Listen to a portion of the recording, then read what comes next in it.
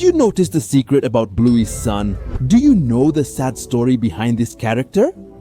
And what happens when you eat the crazy Doritos that Bingo prepares for you with so much love?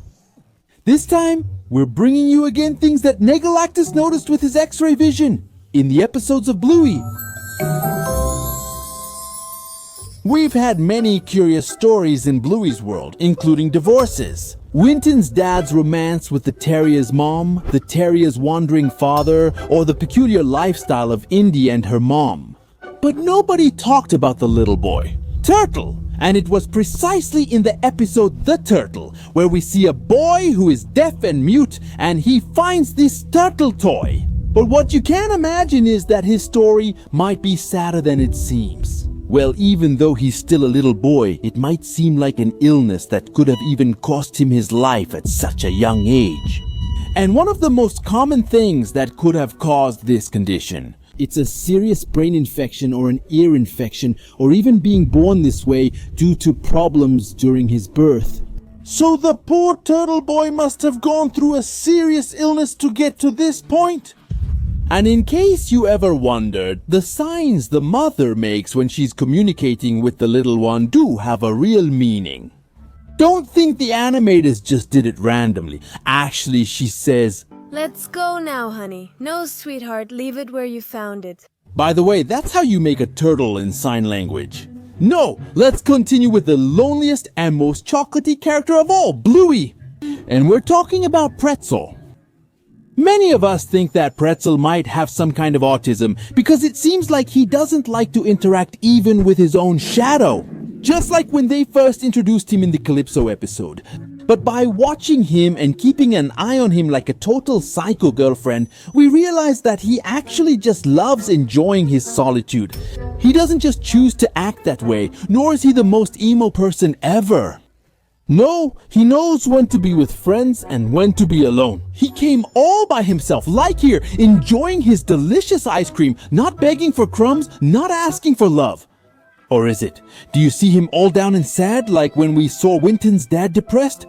But wait, that's not the most shocking secret they reveal about Pretzel. Hold on to your kids because you're going to be blown away. It was in the episode The Cartel where Pretzel tells us clearly and without fear that he has two moms. But the Latin American dubbing did get scared because of all the toxic people, so they changed Pretzel's line. Well, they only left this in the English language, and in the episodes dubbed into Latin American Spanish, the line wasn't translated exactly as it should have been. And instead of saying moms, it just says mom. Yeah, like when my jerk left, my mom told me he might come back, but he didn't. Yeah, when my little pig ran away, my mom told me he would come back, but he didn't. Wow. Apparently these censors never rest, and there you have it. A detail that probably never crossed your mind until today. Now let's continue with the character who's already on his last legs before he's gone. And I'm talking about Rukido Bob. This crazy old man really kept the whole Bluey community more on edge than Sonic. And he had so many dark theories about his disappearance from the first season until he returned centuries later in the episode The Sign. Many already thought he was dead. Others believed the animators forgot he existed, and others that. Others simply thought he was the devil and appeared twice in Bluey. Well, putting all that aside, there's a detail that only a few noticed about the most beloved grandpa in children's television. And for some strange reason, Grandpa Bob forgets a lot of things. And no, he's not doing it just to be a pain in the neck. This trait of Grandpa Bob made a lot of people doubt him. Some people say it's just because he's really old and obviously his brain doesn't work well anymore. Like when he was young, like a fresh cabbage. But that's where many people are wrong. Even in his youth, Grandpa Bob would forget even how to breathe. Well, not to that extent, but he really never remembered his son Bandit's name. Just like this, we have many more examples where he forgets much more than a normal person or Grandpa would. And this leads us to the theory that Grandpa Bob is already starting to lose his marbles. Or that he's already entering his stage of clinical dementia, which will surely be accompanied by Alzheimer's. And this is nothing to make fun of, friends, even though we've already made more jokes than the clowns who get on the bus. This problem is more common than it appears. The first symptoms are that they start forgetting little things, and from there, they go on to forget the whole story of their life. Until they no longer recognize anyone in their family, Bluey, Bingo, Bandit, and Nana will be complete strangers to Grandpa Bob. They might even dedicate an episode to Grandpa Bob's illness in the 4th season, and little by little show us how his illness progresses.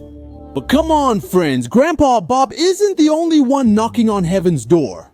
Bandit was about to meet his maker right in front of our eyes, and apparently nobody noticed. Except for Chili, who saw how much Bandit suffered, and she is his love sweetheart. But anyway, in the episode Fancy Restaurant, Bingo prepares the best dish that not even the queen gets served, and she proves to be a great chef. For a great chef, it's not hard to prepare a dish worthy of the gods, and I mean the gods. Because for this Bingo special, you really need to have some kind of special power in your stomach, so you don't end up like Bandit did. Basically, Bingo just went to the fridge and mixed together everything she found inside. It didn't matter if it was fresh, normal, or even stale. And Bandit, being a total simp and romantic, ended up devouring all the apocalyptic food that Bingo made for him, which almost instantly made him feel nauseous and want to throw up. Poor Bandit ended up all poisoned just to get a kiss. And that's how moments later, without anyone noticing, deep down, Bandit was already singing My Last Wish.